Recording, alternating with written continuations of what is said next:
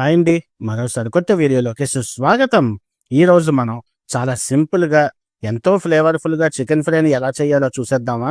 మీరు ఈ రెసిపీని కానీ ఇలా చేశారంటే, ఆ టేస్ట్ మీకు ఎంత నచ్చుతుందంటే, ఇంకెప్పుడు చికెన్ ఫ్రై చేసినా సరే మీరు ఇదే ప్రాసెస్ ఫాలో అవుతారు. అంత బావుంటుంది ఈ రెసిపీ. ఇది చాలా సింపుల్‌గా ఫస్ట్ టైమ్ చేసేవాళ్ళు కూడా చేసేసుకోవచ్చండి. కాబట్టి ఇంకా ఆలస్యం చేయకుండా ఇవాల్టి వీడియో మొదలుపెట్టేద్దాం. ముందుగా ఒక కడాయి తీసుకొని అందులో 3 స్పూన్స్ ఆయిల్ వేసుకుందాం. అది వేడైన తర్వాత ఒక 4 పచ్చిమిరపకాయలు, అలాగే ఒక స్పూన్ అల్లం వెల్లుల్లి పేస్ట్ వేసేసుకొని, అందులో పచ్చివాసన పోయే వరకు ఒక నిమిషం సేపు దాన్నైతే చక్కగా ఫ్రై చేసేసుకుందామండి. అది పచ్చివాసన పోయిన తర్వాత కడిగి శుభ్రం చేసుకున్న ఒక హాఫ్ కేజీ చికెన్నయితే అందులో వేసేసుకుందాం.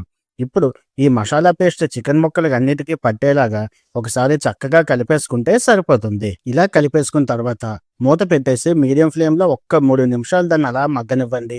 ఇప్పుడు అందులో ఒక స్పూన్ పసుపు వేసేసుకొని అది చికెన్ ముక్కలన్నిటికీ పట్టేలా చక్కగా కలిపేసుకుందాం.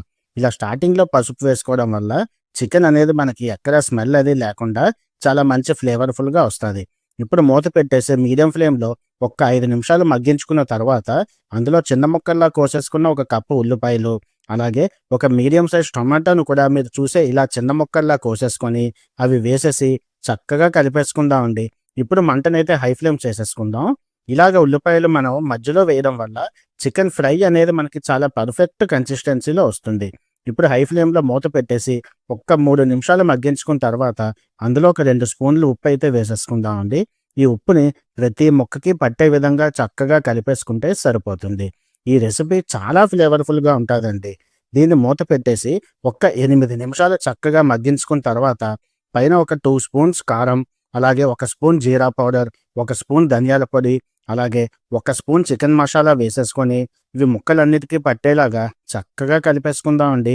చూసారా ఎంత మంచి కన్సిస్టెన్సీ వచ్చిందో? చికెన్ ఫ్రై అంటే ఇదే కన్సిస్టెన్సీలో ఉండాలండి.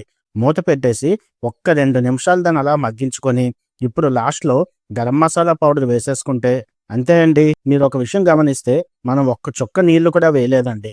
చికెన్ ఫ్రై అంటే ఇదే కన్సిస్టెన్సీలో ఇలాగే రావాలి. ఇప్పుడు పైన చక్కగా కొత్తిమీర వేసేసుకొని ఒక్కసారి కలిపేసి స్టవ్ ఆఫ్ చేసేసుకుంటే మన ఫ్లేవర్‌ఫుల్ టేస్టీ చికెన్ ఫ్రై అయితే రెడీ అయిపోయిందండి.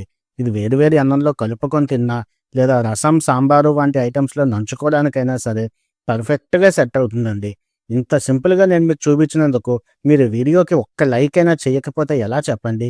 కాబట్టి ఒక లైక్ చేసేసి ఈ రెసిపీ మీకెలా అనిపించిందో కామెంట్‌లో తప్పకుండా చెప్పండి. ఈ వచ్చే ఆదివారం ఈ చికెన్ ఫ్రైని ఈ ప్రాసెస్‌లో మీ ఇంట్లో చేసి ఆ రెసిపీ మీకెలా అనిపించిందో నాకైతే కామెంట్ సెక్షన్‌లో తప్పకుండా చెప్పండి. వీలైతే మీ ఫ్రెండ్స్ అండ్ ఫ్యామిలీకి షేర్ కూడా చేయండి. మా ఛానల్‌లో పెట్టే ప్రతి వీడియోని చూసి మమ్మల్ని ఎంకరేజ్ చేస్తున్న ప్రతి ఒక్కళ్ళకి చాలా అంటే చాలా థాంక్స్ అండి.